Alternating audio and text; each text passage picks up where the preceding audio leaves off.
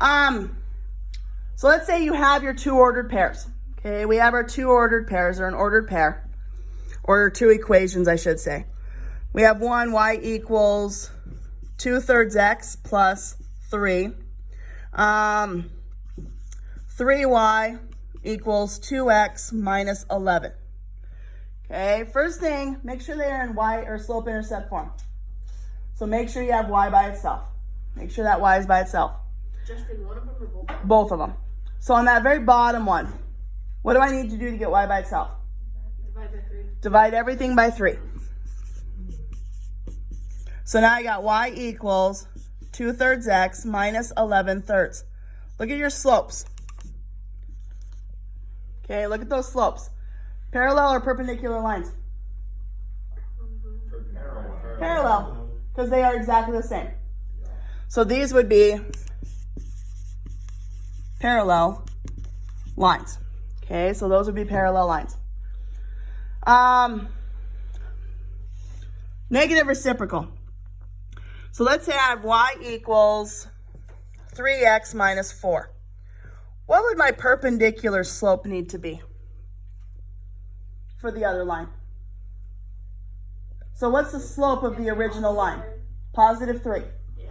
So what would be the slope of the new line? What's the reciprocal of positive 3? It'd be negative, but what's the reciprocal? 1/3. Make sure you flip that fraction. Okay? The thing, and I do have another separate YouTube video that I'll post. Write the equation of a line parallel to the given line that goes through the given point. Okay.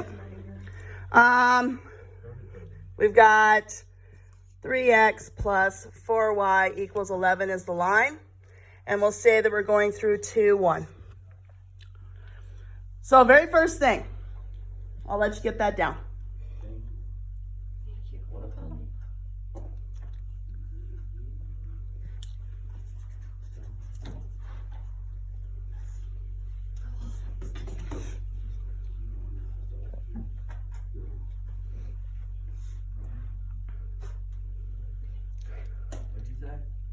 Okay, very first thing, get y by itself in that line. That's our very first step. Okay, y needs to be by itself. So, got to do one thing first before you divide by 4. Move that 3x over. So now I've got 4y equals negative 3x plus 11. Now what? Divide by 4. Now divide by 4. So I got y equals negative 3/4 x plus 11/4. All right, so there's the line that they give you. First thing, when I'm plugging into this point, what is my parallel slope going to be? Has to be the same slope. So what's my slope on that side? What's my slope over here? Oh, 4. What's my slope? 3/4, negative 3/4. So my parallel slope is negative 3/4. The point that it's going through is 2, 1. I don't care about the y-intercept. I'm not going to use that when I'm trying to write my new equation. I will never, ever use that. Ignore it. Okay, just ignore that y-intercept. So over here, let's do the y equals mx plus b. That's x, that's y. So y equals 1. M, you told me, was negative 3/4. X is 2. We're solving for b. 2 goes into 4 2 times. So this will be 1 equals negative 3/2 plus b. Add your 3/2 over. If you need to do your fraction workbox, 1 plus 3/2.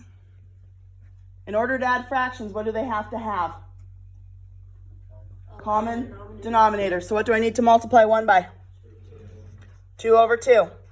So it's going to be 2 halves plus 3 halves, which is what? So right here, 5/2 equals b. Now write your equation. Y equals -3/4 x plus the new y-intercept that you just found of 5/2. That line is parallel to the line that they give you that is going through that point. Where did you get 1? Like on top, where did you get 1? They gave it to you. Oh. They give you the point. Oh. Okay? Let's do perpendicular. So let's use this exact same thing, only let's do the perpendicular one. So I'm going to rewrite the equation that we found. The y equals -3/4 x plus 11/4, and it's going through point 2, 1 again. Okay, so let's do perpendicular here. What's my perpendicular slope going to be? It's already negative, so now it turns to a positive. Flip 4/3, going through the point 2, 1. Okay, y equals mx plus b. What's y? What's m? 4/3. What's x? That turns that to 8/3.